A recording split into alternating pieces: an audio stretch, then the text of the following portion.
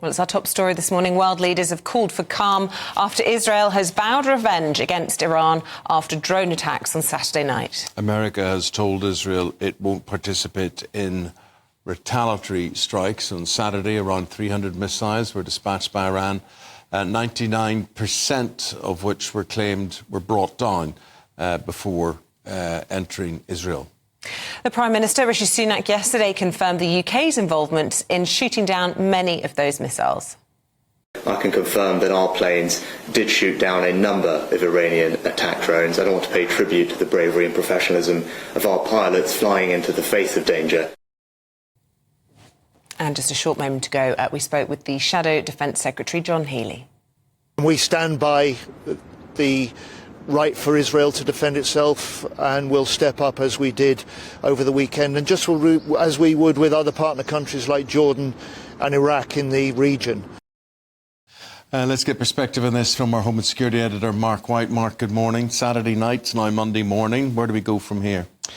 Well, it's just that intense pressure that's continuing from allies, not just privately, but very publicly. Lord Cameron saying this morning that, this was a double defeat as far as he was concerned for Iran. Not only did the attack fail in that the vast majority of those missiles and drones launched at Israel were shot down, but also, he says, it shows to the world that Iran is the malign actor in that region. And so why not do something about it? Well, indeed, and that's what Israel is arguing. It's not just a malign actor that launched a state-on-state attack on Israel on Saturday, but through its proxies has been attacking Israel for many years, causing countless numbers of deaths. So now, of course, it is a state-on-state act. Israel says that can't go unanswered, but what that answer will be, only time will tell. What they are saying publicly at this stage is they will respond, but what they will do will be something of a manner and at a time of their choosing. Israel has said that the drone attacks and the missile attacks on Saturday night were a declaration of war. Iran has said, as far as they're concerned, the matter is resolved and done with. Will Israel take any notice of that, or do you think that they will feel they still need to show their dissatisfaction, even when you've got President Biden saying, look, we're not going to back you if you take any further action, and everybody from the United Nations to you name it calling for calm heads, even China at this point? Yeah, well, you've got, as you said, President Biden there saying take the win.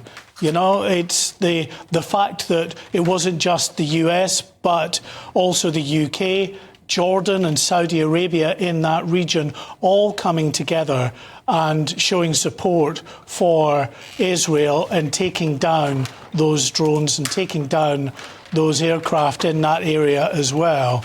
So President Biden would say that the smart thing to do now would be just to breathe, just to consider what your next step will be and not rush in to something that could really escalate this into a regional war. Because the real concern, of course, of a regional war is not necessarily that it would affect us here, but it may well do in all kinds of attacks spurred from that in the West.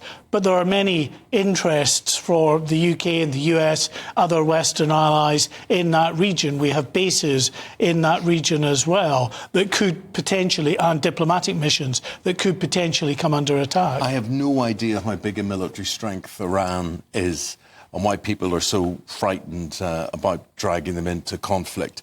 To me, it seems quite simple.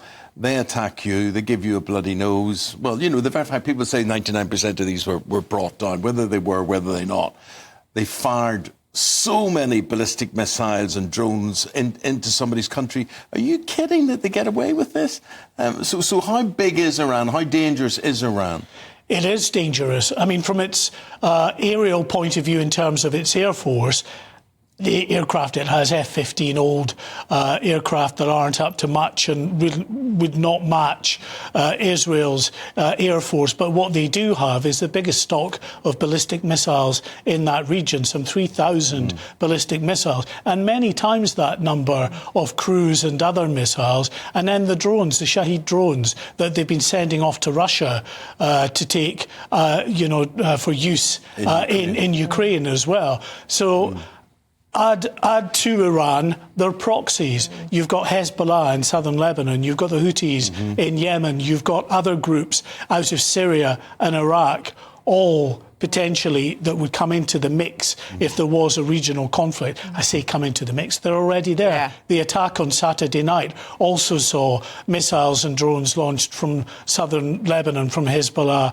and from Iraq and Syria as well. Not from Gaza, but only because Israel has so degraded the capability of Hamas over recent months. They're not able to launch the rockets that they would normally would.